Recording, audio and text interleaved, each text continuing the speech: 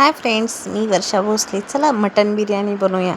त्यासाठी कढईमध्ये मी थोडंसं तूप आणि तेल दोन्ही मिक्स करून घेतलं. ते छान तूप वितळून घेतलं. त्याच्यामध्ये मीडियम साईजचे 2 छोटे कांदे टाकले. माझ्याकडे जेवढे घरात अवेलेबल होते खडे मसाले, दालचिनी, लवंग, मिरे ते टाकले आणि अद्रक, लसूण, कोथिंबीरची पेस्ट टाकली. पेस्ट जरा मी जास्तच वापरते कारण की मी मटण शिजवताना पेस्ट आज खूप कमी टाकलेली, 1 ते 2 चम्मचच पेस्ट टाकलेली. याच्यामध्ये टॅमॅटो ॲड करणार आहे. टॅमॅटो थोडासा गाळ करून घ्यायचा आहे. टॅमॅटो मी खूप जास्त बारीक केला नाही, मोठाच ठेवलेला आहे कारण की माझा मुलगा जेव्हा टॅमॅटो काढतो तेव्हा त्याच्यासोबत खूप सारा भात आपला तांदूळ त्याला जातो. त्याच्यामध्ये मी एक बिर्याणी मसाला टाकला आहे आणि हा बिर्याणी मसाला कोणता टाकला हे तुम्हाला कमेंट करून सांगायचं आहे.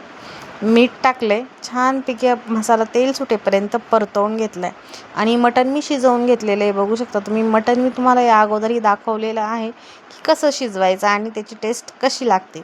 त्याच पद्धतीने मी मटण शिजवून घेतलं आहे.